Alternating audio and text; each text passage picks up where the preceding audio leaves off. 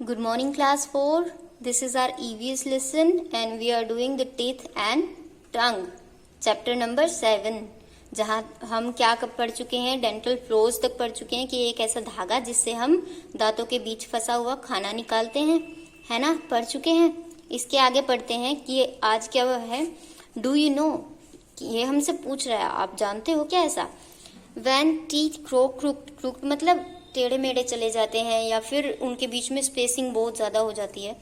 तो जब इस तरह के दांत उगते हैं या फिर हमारे जो निकलते हैं दांत, वो अगर इस तरह के हों, टेढ़े मेढ़े हों या फिर उनमें स्पेसिंग बहुत ज़्यादा हो, तो क्या करते हैं जो डेंटिस्ट है वो क्या करते हैं, फिट्स वायर ब्रेसेस जैसे इन्होंने दिखा रखा है ना, दांतों के ऊपर एक तार लगा देते हैं।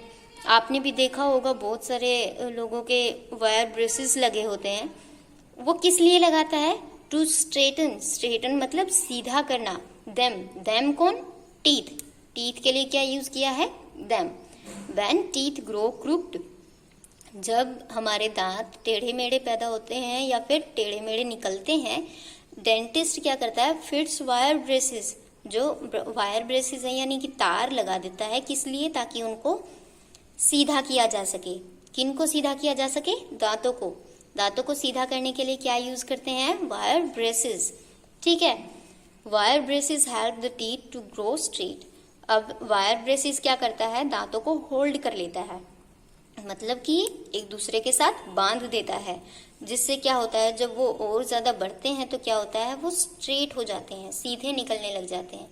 तार के खिंचाव की वजह से उनमें स्पेस कम हो जाता है और वो सीधे हो जाते हैं। ठीक है, अब आगे देखिए, फिल इन द ब्लैंक्स दिए हुए हैं। हमसे पूछा है कि इनमें क्या आना चाहिए।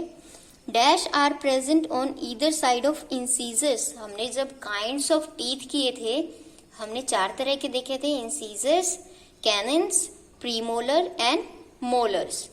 इन्होंने पूछा है इंसीजर, जो हमारे फर्स्ट 4 जो दांत होते हैं, जो सबसे आगे होते हैं जबड़े में, उनके साइड में कौन से प्रेजेंट होते हैं, कैनिन्स।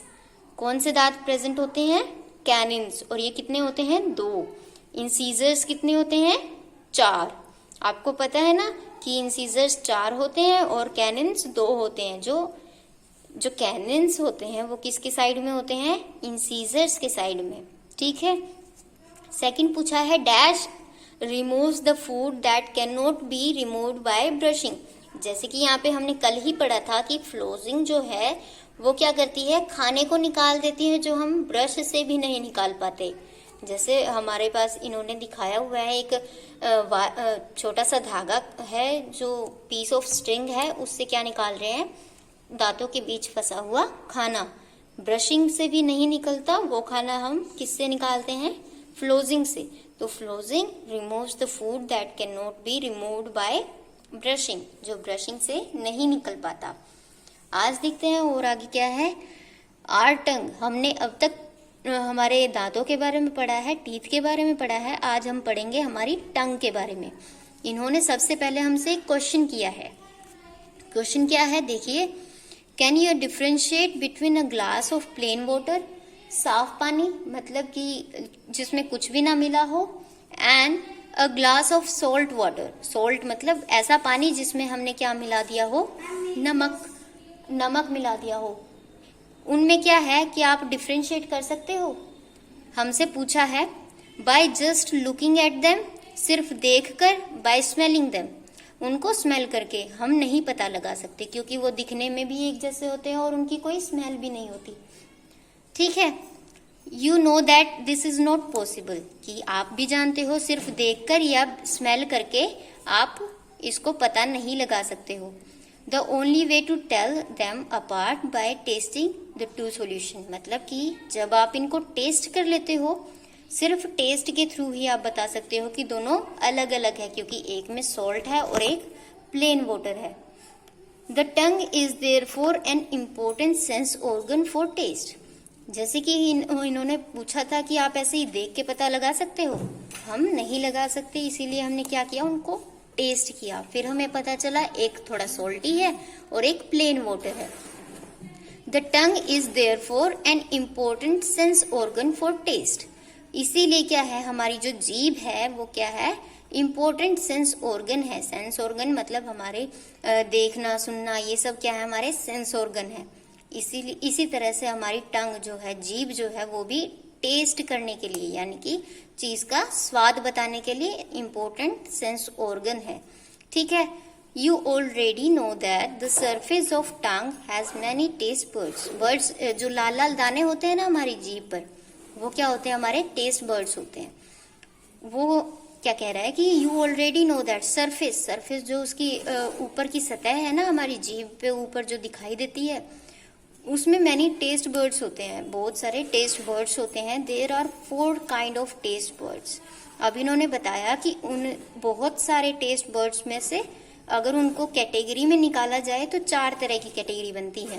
पहली बनती है स्वीट, दूसरी बनती है सोर कड़वी,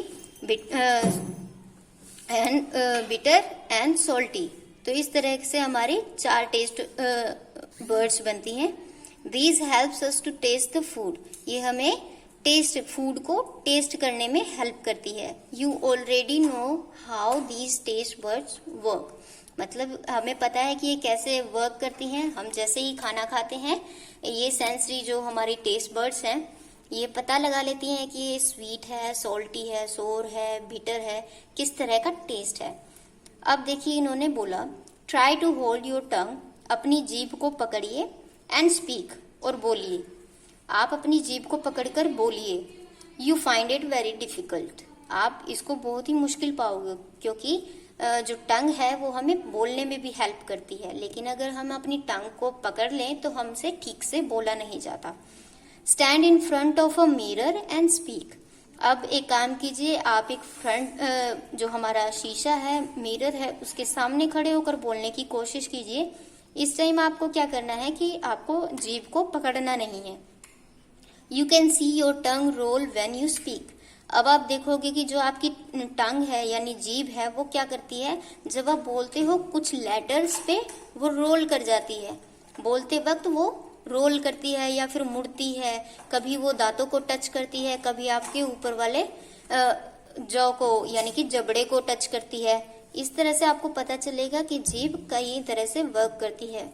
this rolling action of tongue helps you pronounce the words correctly.